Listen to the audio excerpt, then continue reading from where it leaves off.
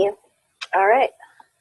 So welcome everybody. I know it's been a long week, but I'm very excited about this webinar because it's always great to have former fellows presenting. This is going to be web session number 5 on in-district organizing, meeting with your legislators. And these are the learning objectives we have for the session today. Learning who the key players are in developing legislation, learning about how to activate your local networks for in-district organizing, and learning strategies for, in general, for how to organize in district, including how to host advocacy events. All right, and today we have with us Ebony Turk, PWN's very own membership engagement coordinator, of course, one of our policy fellow alumni, and also one of our alumni is Katie Willingham. She serves on the CAB for Thrive Alabama. She's our Alabama state lead. Once again, very excited to have both of you on with us. And then I'll turn it over to you, Ebony. Hello, everybody. How are you guys today? I hope all is well. I'm going to talk a little bit about in district organizing, of course, as soon as I figure out how to turn my slides. Here we go. Wait, thank you, Rebecca. Yes, I can, no worries. I can run the slides for you. Just let me know when you want to move forward. All right, thank you. So, first thing I'm going to talk about is why. Why do we want to organize in our states and district? Well, of course, we want to organize because there are critical policies and programs that are currently under attack. And we need to make sure that we let our legislators know, our local legislators know as well, that we need these programs. We need these programs in order to survive. So we want to organize because we need health care. We need the Affordable Health Care Act. We need Medicaid. We need health care for all. So we want to make sure that we organize because we need these things. Right now, we know 2 of our fellows, 3 of our fellows, well, 2 of our current fellows and 1 of our old was in Texas yesterday doing some advocacy on immigration rights. We need to talk about women's health care that affects our bodies. We need to make sure that trans rights are lifted up. And of course, we need to continue to receive funding for our programs, because if we don't, then that affects us immediately and it affects our community as a whole. And we want to make sure basically that our human right, that we're being treated as humans and our human rights are being upheld and protected. Next slide.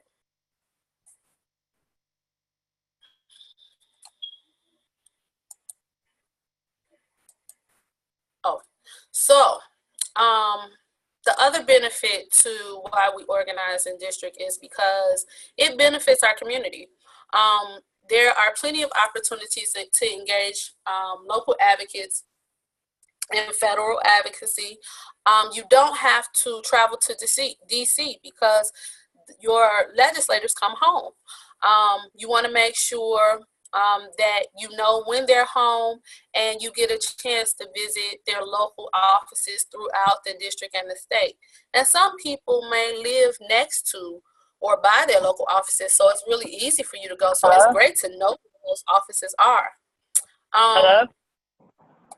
We also have people who Hello? Hi. Can I be heard? Yeah, we can hear you. Oh, thank God. I'm sorry to interrupt. I've been having trouble being heard. For some reason, my phone wasn't working. I'm sorry for this rough. No problem. So we also want to make sure that so people know where their local representatives and senators' offices are so they can go visit when needed. And we also want one of the benefits is people who rely on these programs and are affected by these issues are some of the strongest advocates. So because they are immediately affected, their voice is important. It's important for their voice to be heard. Next slide, please. So, organizing in district offers a chance for local advocates to meet face-to-face with their elected officials or their staff. This is a very great form of advocacy because it's a personal touch. You get to personally meet with your legislator, and if you go there enough, you get to you create a relationship with that person, and or their staff. Both of them are very important. A lot of people will tell you their staff is way more the most important because they are direct access to the legislator. So if you really need something and you create a relationship with them, you can always call them up, and if they're familiar with you and you guys are have a good relationship, they'll make sure you get in. They'll make sure that you are able to meet with that legislator. You also have, it's also key to effective advocacy and organizing. It also offers a small dedicated group. A small dedicated group can have great influence amongst. I'm gonna put some people on mute around. All right. So, a dedicated can have great influence on their on their legislators. This also helps, like I said before, build relationships, and it helps the congressional office see you and your organization as a credible, powerful, and helpful voice for the HIV community. Next slide. So when do you want to start organizing? You want to start organizing right now, because right now all types of things are under attack. And we want to make sure that our voices are being heard. It's very important for us to get out in district, in our states, because they need to hear from the people who will be voting for them, their constituents. So coming up this next week, there is a brief recess from the 2nd through the 6th. And what a recess means is they are working in their districts, in their states. So you are welcome, if you want to pay them a visit if you can. Take some people with you and pay them a visit. If next week doesn't work for you, they will be in summer recess all summer, July 30th through August 31st for the House, and August 6th to August 31st for the Senate. When they're in recess, one of the things that they're supposed to be doing is meeting with their constituents. So you have nothing but time or opportunity to go down there and meet them, take a group with you, and make your visit powerful. Next slide.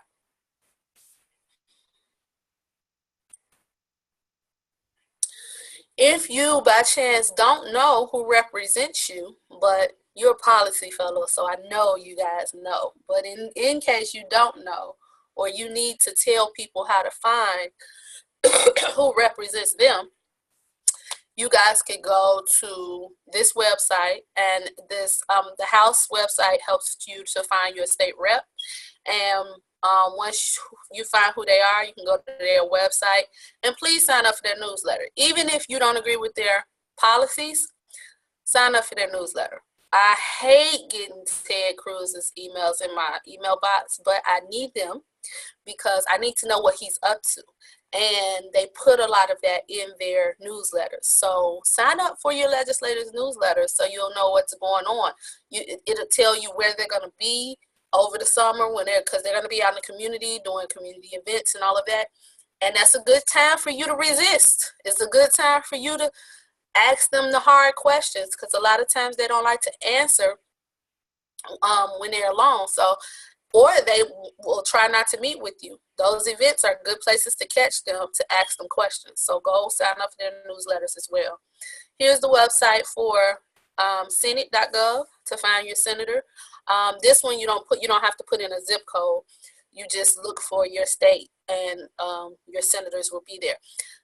Important to note, for your house, your representative at house.gov, they ask you for your zip code because sometimes people think one person is representing them and then another ends up representing them. And that's because they do redistricting. In certain states, they do redistricting. So if you haven't officially ever did this and you just think you know who your representative is, make sure you check to make sure you're not on a line. Make sure you haven't been redistricted. I don't know if that's the appropriate word, but make sure your area has not been changed. Make sure your representative hasn't changed. So go there and find that. Next slide. So once you find all of that out, it's time for you to recruit people to join you. So what you want to do is, you can always go and visit on your own, but it is way more powerful and impactful if you take people with you. So you want to make sure you can recruit at least 3 to 4 individuals to join you in advocating on your issue. This experience, it builds relationships amongst the community, and it helps people gain skills. So there are a ton of skills, organizing skills, advocacy skills. There are a ton of skills to be learned here. So try to recruit other people to come with you. The most powerful people you can recruit are people who are affected by the policy that you are going to talk about, or the program that you're going to talk about. Those people will bring a powerful message. The other person in that is, make sure you bring people from that legislator's district, the people who can vote directly for him or her. Those people are very impactful because they want to get reelected, right? So if they want to get reelected and they see 5 of their constituents show up, they need to pay attention. That's going to be way more impactful. But if you can't find that many people in that area, just at least bring one, and then bring others with you to say, yes, I support this person. This is an issue, and here are all of our stories. Next slide. So we want to also, when you're recruiting, make sure you recruit diverse populations and stakeholders. So when we're talking about populations, we're talking about, we advocate for women, but remember, there are all types of women. There are women with and without children. There are trans women. There are queer women, all different types of women. So make sure you recruit diversely. Young people, it's always great to have a young person, because a lot of times these legislators don't think that these issues affect young people, and they affect them the most. So make sure you bring young people. Make sure if you can recruit somebody from the LGBTQI population, Latinx people, heterosexual men. A lot of times they get left out, but it's really important to recruit them too. So try to make sure the populations you are recruiting from are diverse, so your legislator will understand this affects everybody in our community. Stakeholders include, you can also take people living with HIV, service providers. They provide a really unique perspective. Public health experts, organizational leaders, and researchers. They all have a very unique perspective, and you can recruit them too. Don't leave them out. Next slide. Now it's time to request your meeting. You have done you've found your legislator, you've done your recruitment, you have people ready to go. Now it's time to request your meeting. So it's simple. You can just call the district office. Usually there is someone there to answer the phone, and you just put in your request. If you don't want to do it that way, or if that way is not working and they're not there and you have to leave a voicemail, you can also go on the web, on their website, and you can complete their web form. A lot of times they have a web form where you can request a meeting. Or you can find out who their staff is at that office, and you can email that staff member an email about a meeting request. In your meeting request, always remember to mention you are a voting constituent. Remember, that's most important. They listen to people who can vote for them. So always remember you are a voting constituent. Make sure you mention the issue that you intend to discuss. You want to make sure you add the names and affiliations of the people who you are bringing with you to the meeting. And once the meeting is over, you want to follow up with an email or phone call. If they do not respond to your request, you want to make sure you alert the media and show up anyway. This picture that I have right here of Barb interviewing this chair is an event that they invited their legislator to, and he was supposed to show up, but he didn't. So this was a great opportunity and a great photo op for media because she's interviewing an empty chair. So that photo got a lot of attention. And make sure you take pictures at your events as well. Next slide. And that's it for me. I'll be around for questions at the end.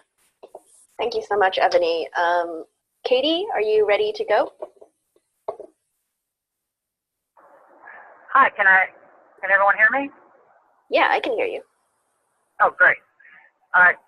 Before my first slide, I'm traveling, so I can't see. First thing I would like to start out with is keep calm. You're taking in lots of info, but don't drown yourself in it. Advocacy can be overwhelming if you let it. Don't stretch yourself too thin or take everything too seriously. Remember to have fun. You just need to tell your story, and who can do that better than you? You are the expert because you're a provider, an advocate, or a person with HIV. Don't doubt yourself or your right or ability to be in this space. You can do this. Lastly, these are big issues, but bring it back to you and your life. You may be representing a lot of people like yourself who will be affected by the issue, but don't put the weight of the world on your shoulders. You can't carry it. Your most powerful tool is your own story, and you've already been carrying that, and for that, there is no greater expert. Next slide. Define your goals. Conduct a meeting with fellow advocates to, 1, determine meeting goals. What do you want to accomplish in this meeting? Change hearts and minds? Get a commitment? Ask to keep things as they are? Know what you want. Create an agenda to meet those goals. You can't get to where you're going without a plot, without plotting a course to get there. Your agenda should include definition of the issue. Be sure your legislator understands what you're talking about. Explanation of its importance to you and your community. Even better, why is it important to their constituents, possible voters, thus important to them? Connection to a real-life personal story. Put a face to the issue. Make it real to them. Make it personal. Lastly, specific action you want your elected official to take. Make it clear what you want done or not done, and get a commitment. Next slide. Determine roles. Decide who will be responsible for what in your group. Who will facilitate the meeting? Who knows the most about the issue or is most comfortable leading the charge? Who will cover what topic? Each person may have a different strength or expertise. Use it. Who will take note of questions and information requests? Do this so nothing is forgotten or left undone in the follow-up. Next slide. Do your homework. This cannot be emphasized enough. Research your elected officials' stance on the issue. Know where they are so you can determine how to persuade them. Do they have any personal connection? If they do, this is a gift. Use it.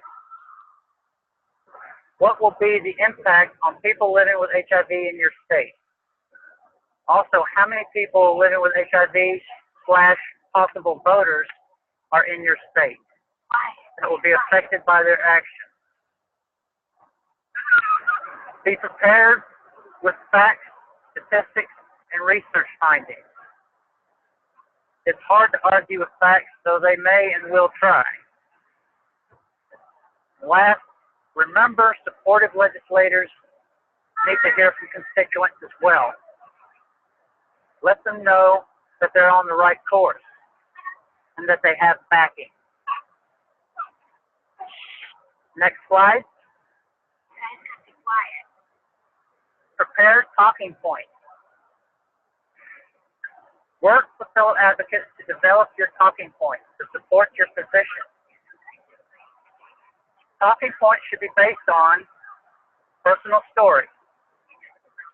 Now, I've heard it said that a person with experience is never at the mercy of a person with an argument. And that's true. Relevant and compelling data. Make sure your data is up to date. Real-life impact to local community and state, because they are about voter base, because they care about their voter base. And it's not a bad idea to practice your presentation with each other before the actual meeting. This can help you get your talking points out smoothly.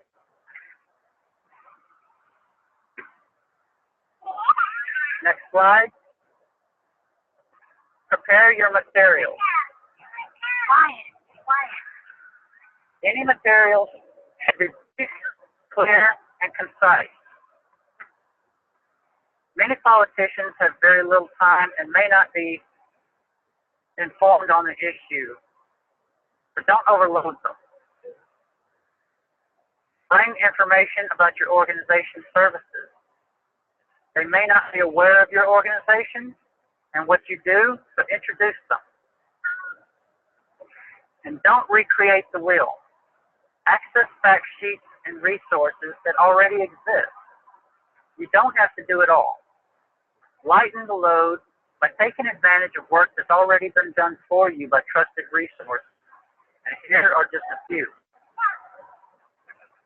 United, Center on Budget and Policy Priorities, Families USA, Planned Parenthood, the Well Project, and you can find more. Actually, leave materials with elected officials or their staff. Developing a relationship with the legislators' staff can be very beneficial. They have a close relationship with your elected official and thus more likely to have greater persuasion. So persuading them just might get your issue closer to your legislator's agenda. Next slide. Hold the meeting. Arrive to the meeting early. Never be late. Aside from showing respect, this can go towards your credibility. Leave the right impression from the very start. Each advocate should introduce themselves. Your elected official may not remember you after one meeting, but advocacy is a game of repetition. After so many times, they will remember you, then trust you, and possibly rely upon you as a knowledgeable resource. Give your name, any organizational affiliation. Be sure they know who you are and who you're with. Say that you are constituent if you are from their district. This is very important. Present the issues clearly. Don't make it too complicated. Use full program names, not acronyms.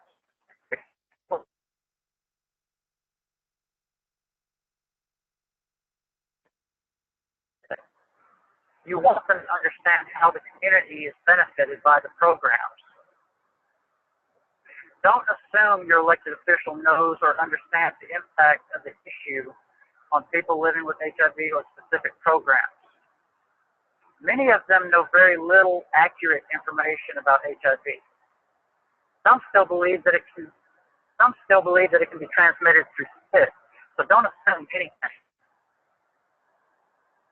Next.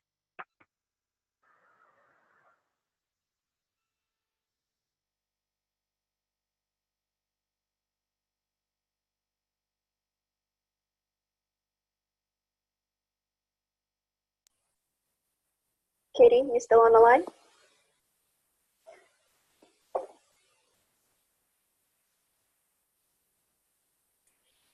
Sorry, everybody. It looks like Katie got disconnected.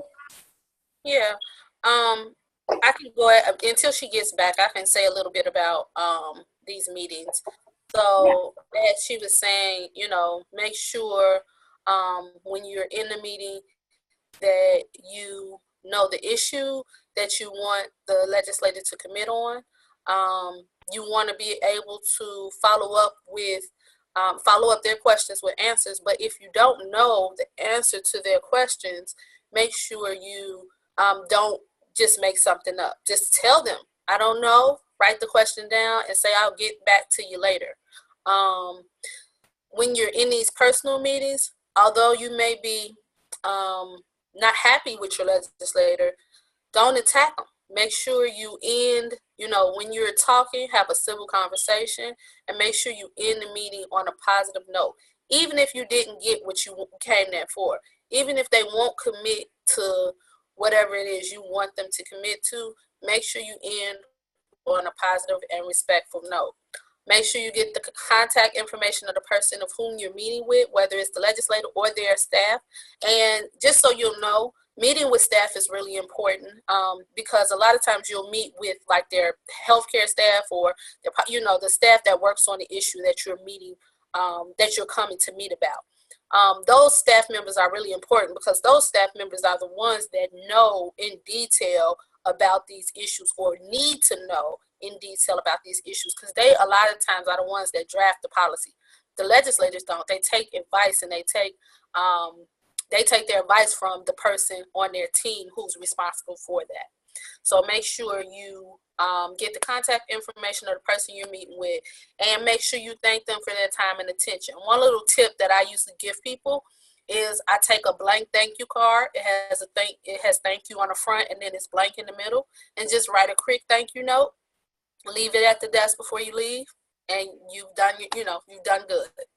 So make sure you thank them for their time and attention because they're pulled in by a lot of people. You can go to the next slide. So when you're in these meetings, you don't have a lot of time. And a lot of the time, it may not even be that you have a set amount of time. Sometimes the legislator or the staff may get interrupted and you have to think quick. So when you go in, make sure you are well organized and ready to deliver a clear and concise presentation. Make sure you stay on message. If the conversation veers for some reason, make sure you bring it back. So keep it as short as you can, as short, as clear, and as concise as you can. Be as organized as possible. Do not forget to make your acts. That's the most important thing when you go in there, telling your story and making your acts.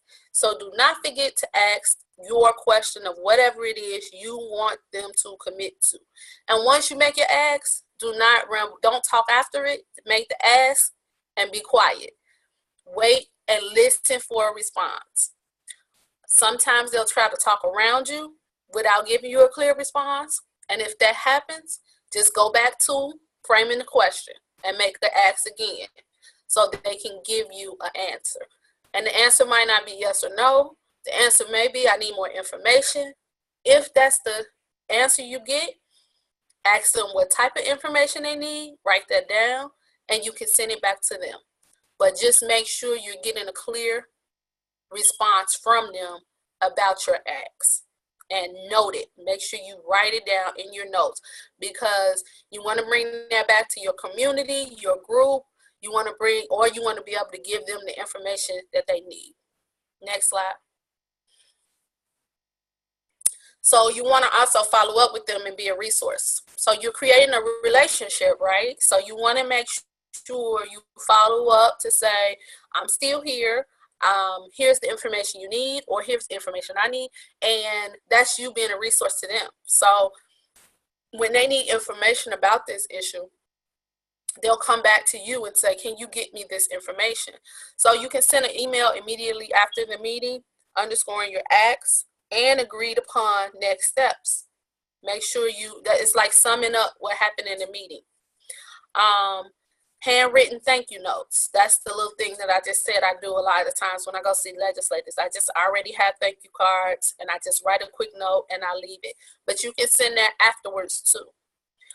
As a representative in your community, you are a unique resource to these elected officials. So because you are constituent in their community, when these issues come up, they will a lot of times contact you. They'll contact you sometimes to testify. They'll contact you for more information. So you want to make sure you follow up and know this is a fluid relationship. Like, I want to communicate with you. You can communicate with me. Create that bond and build that relationship. Continue to reach out on policy issues, different policy issues that you have, and policy issues that are raised. Offer additional information and extend, if you work at an agency, please extend the invitation to your agency for a tour. That's really important. It's really important for them to know what is happening in their districts and what agencies are doing and how they're running. So if you work at an agency, or you're part of an agency, or you're on a board, or any of those things, invite them to your agency for a tour. And add your official to your organization's mailing list, or any mailing list. If you're part of a network, any of those things, you can add your organization's mailing list, or your network's mailing list, because you want to make sure you guys are getting those communications. Next slide. And you want to make sure you tell, like I said, tell people how it went. You can tell PWN how it went. You can tell your community how it went. You can tell your agency how it went. Be accountable to your community. Be accountable to the groups that you're a part of. And you can write up one report or one your notes page and send that out to all of those people. But you want to make sure you highlight your challenges, the highlights, the good parts, the challenges, what follow-up is needed, and any support that was needed. So you make sure those 4 things are reporting back on. Next slide. And now we're open for questions. Just checking. Katie, were you able to make it back on the line with us?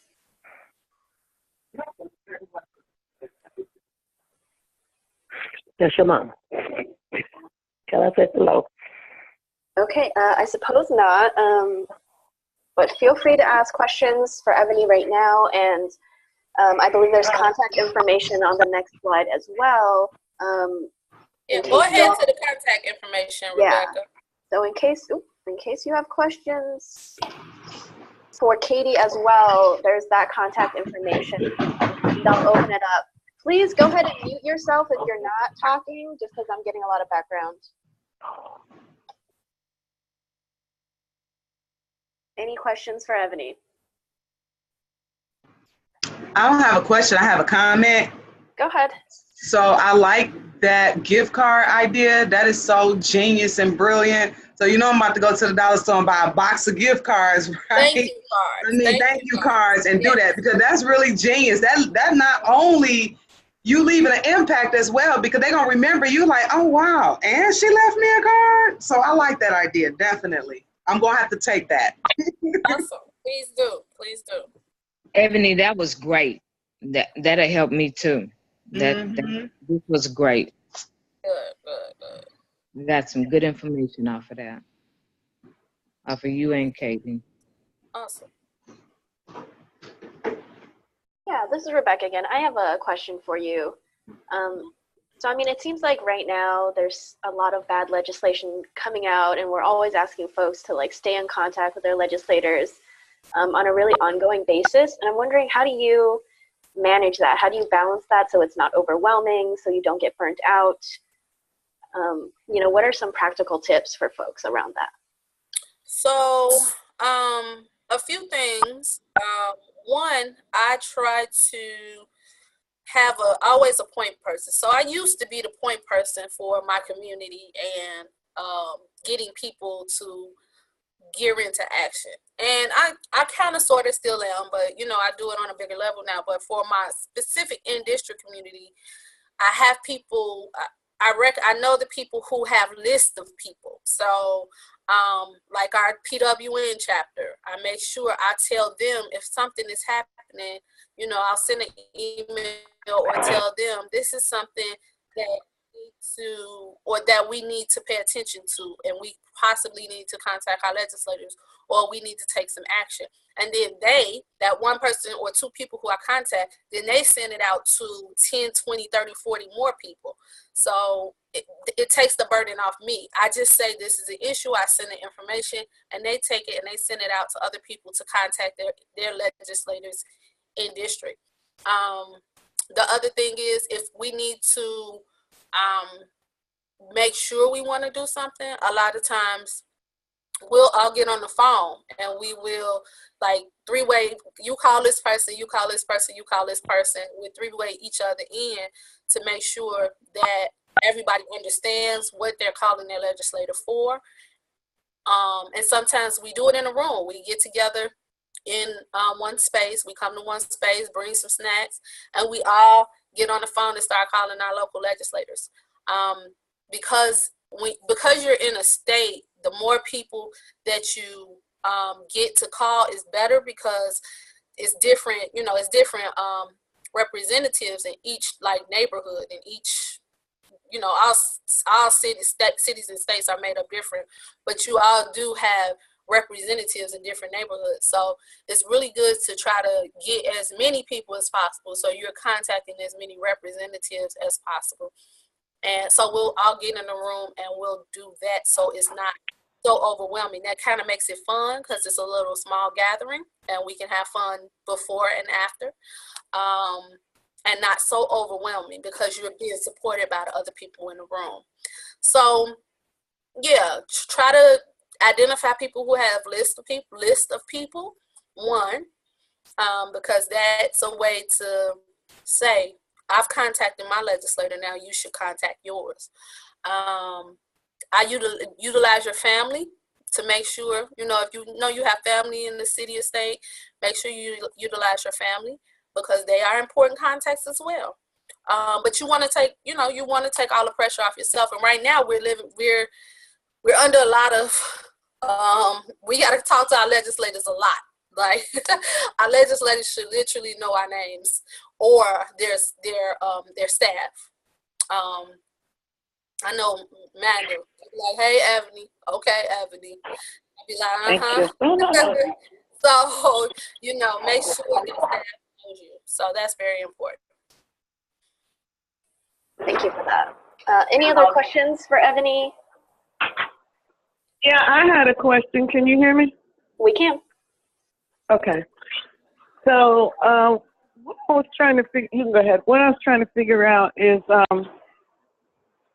if we wanted to research the candidates, the Democrats, Republicans, Independents, Socialists, or whatever, and you were talking about a form the other day. When you do that, do you always have to have something to eat, or can you get somebody to sponsor the event, like if you were going to have drinks or food?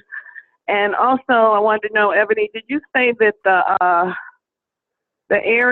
your area, did you guys meet together as a group and try to research and look up the candidates, or was that something like you were just saying just now you would do individually, since we don't all live in the same district? So actually, when I first moved to Texas and I started gathering and organizing advocates, we actually all did get in a room together. We all had we were in a place that had computers, or I had people bring their own computers or their phones. You don't even have to have a computer. Your phone is fine. And we went, we all looked up our representatives together, and then we got on the phone and we called them. So that is a possibility. Make sure, if you're doing like a phone tree in person, or a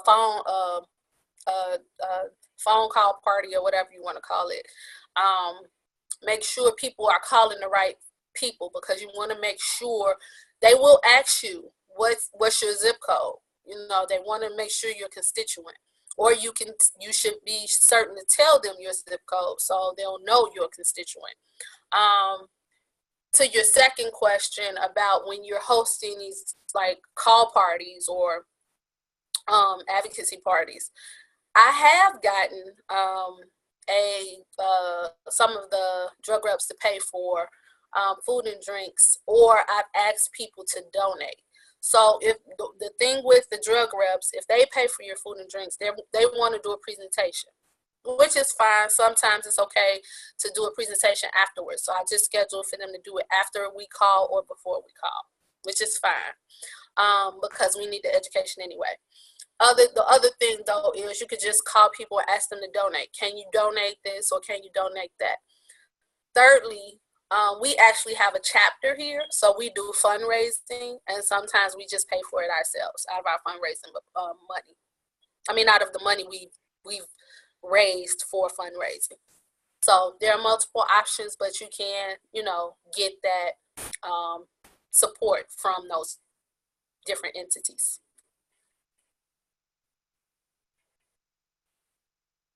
Any other questions? Please, y'all, ask questions.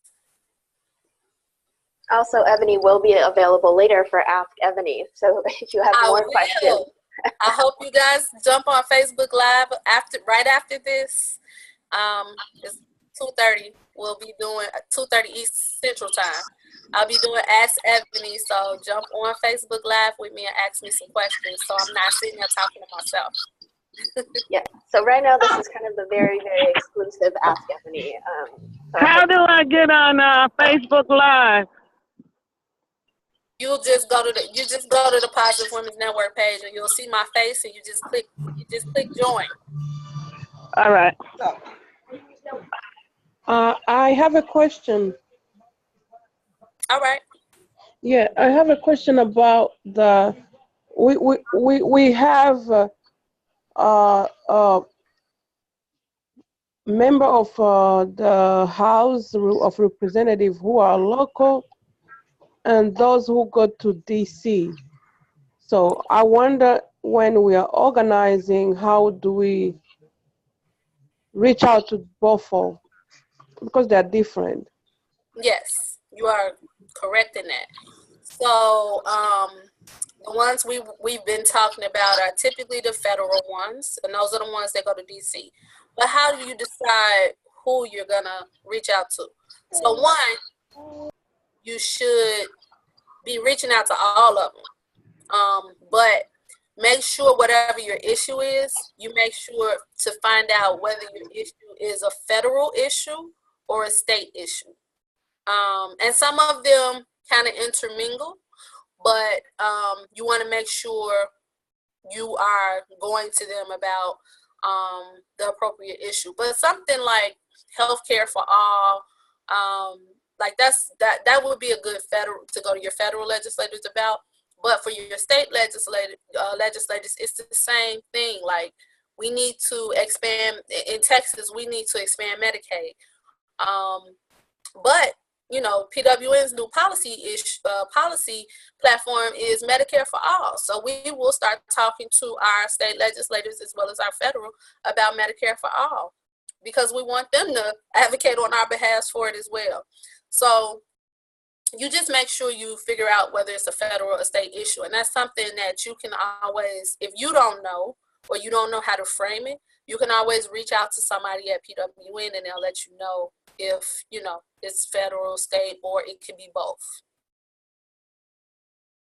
And Rebecca, you may have a easier way to figure that out, or you may have something to respond to that too. Please do if you do. Yeah, I mean, if there's ever any question about a particular issue that you're interested in and you want to kind of know who to talk to about it, feel free to email me. That's what I'm here for. I'm happy to direct you. And also with in-district organizing, your representatives in DC, your senators and reps at the federal level, they come home during recess. So you can meet with them locally as well. You can go to the House and Senate websites, but you can also just Google kind of Congress recess calendar, and they'll tell you which dates your representatives are going to be in their local offices. And that's a really good opportunity to try to get an in-person meeting in that way as well. So to that extent, you can meet with them just like you would meet with a state legislator in person. Yep. Thank you. You're welcome.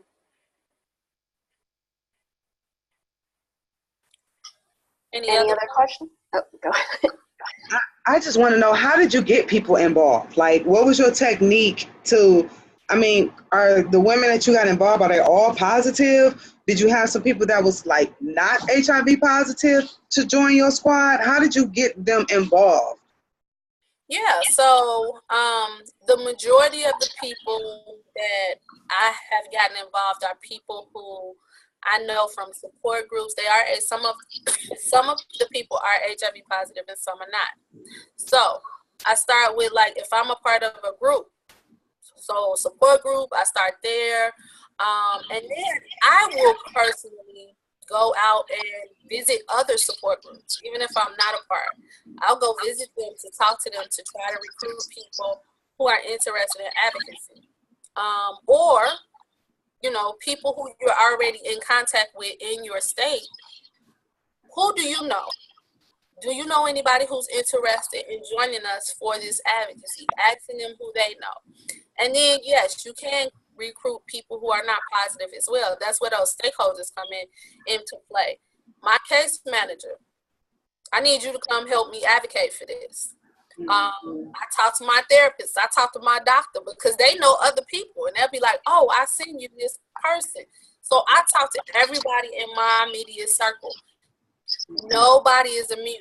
Everybody, because these things affect us all, So that's how I recruit, just by talking and like if I know that something is coming up, let's say you want to you're planning a visit to your office, and you go to the doctor, tell your doctor, look, I'm planning to go visit our legislators because of yada, yada, yada, and I need some people to go with me.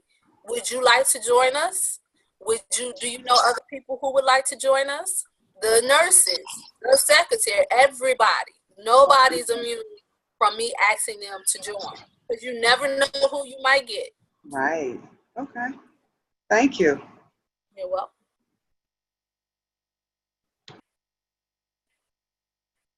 Any other questions before we let Ebony go to tackle more questions on Facebook Live?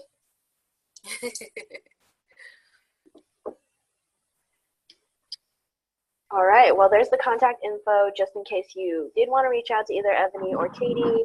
Thank you so much, Ebony, and I'll reach out to Katie to thank her as well. I'm very sorry that she wasn't able to make a connection towards the end there.